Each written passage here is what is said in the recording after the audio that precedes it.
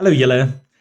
Vandag wil ek julle net so bietjie bemoedig, deur te sê dat die Here het nie van jou gebede vergeet nie. Dit gebeur nogal dikwels dat ons dink dat die Here eenvoudig die dinge waarvoor ons vra net ignoreer of daarvan vergeet het. Maar die feit is dat hy onthou, ons het vergeet.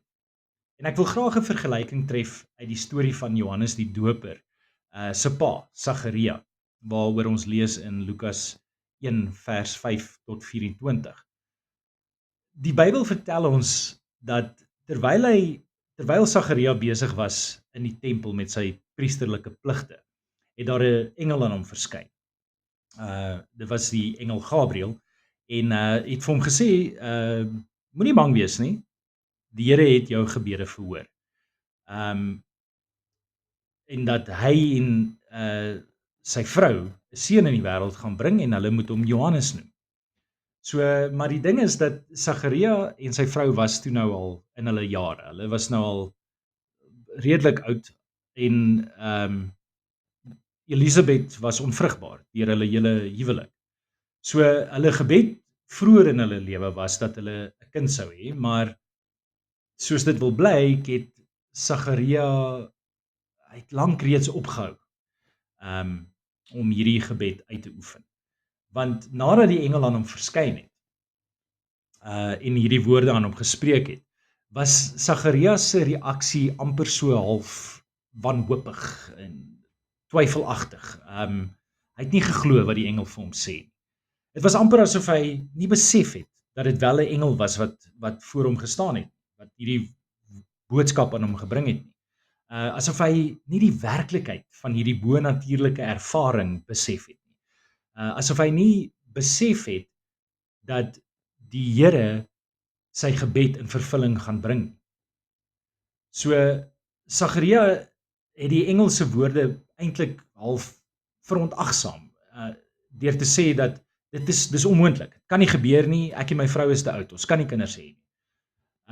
Maar die Bybel vertel ons dat Gabriël het amper half aanstoot geneem uit die manier hoe Sagaria reageer het, deur te beklemtoon en vir hom te sê, ek is Gabriël en ek staan hier voor jou in die teenwoordigheid van die Here.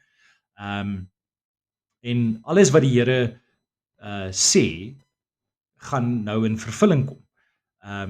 Maar op die gegewe tyd waarvoor dit bedoel was, vir wanneer dit bedoel was. So en dan toe het hy vir Sagaria gesê, maar omdat jy nie geglo het nie, gaan jy nie kan praat tot hierdie wonderwerk gebeur nie. So met ander woorde, Sagaria het eintlik hy was eintlik verhoed om nie meer te kan praat tot en met hierdie wonderwerk sou plaasvind, totdat dit in sy lewe sou gebeur, totdat dit in vervulling sou kom nie. En dit alles omdat hy getwyfel het, omdat hy nie geglo het nie. En hy gedink het dat die Here het van sy gebede vergeet, maar eintlik was dit hy wat vergeet het. So hiermee wil ek jou herinner en bemoedig, die Here het nie vergeet nie. Hy het nie vergeet waarvoor jy alreeds gebid het nie. Hy is besig om iets groter en belangriker in jou lewe tot vervulling te bring. Groter en belangriker as dit waarvoor jy gebid het. Dink so oomblik aan die net so klein bietjie dieper aan die mooi van hierdie storie oor Sagaria. Die kind wat hulle in die wêreld sou bring is natuurlik Johannes die Doper. En Johannes moes gebore geword het reg voor die tyd wat Jesus gebore moes word. Sodat hy die weg van die Here kon voorberei, sodat hy die mense kon vertel dat julle Messias is op pad. He's coming. Hy kom nou. En Maria, Jesus se ma, was heelwat jonger as wat Sagaria en Elisabeth was. Sagaria en Elisabeth was al seker 70 of 80 jaar oud en Maria was maar net 13 of 14 jaar. Maar Sagaria en Elisabet se seëning moes gewag het tot Maria oud genoeg was om te kon kinders hê, om te kon kinders in die wêreld inbring. En dus Johannes die Doper se tyd moes gekom het wanneer Maria reg was om kinders te hê. So ja, ek kan dit nie genoeg beklemtoon nie. Hierdie dit het presies gebeur wanneer dit moes gebeur. So ja, Elisabet het gebid vir 'n kind, maar ek dink nie sy het geweet dat gedurende en deurentijds in haar gebede was die Here besig om groter en belangriker dinge te laat gebeur nie.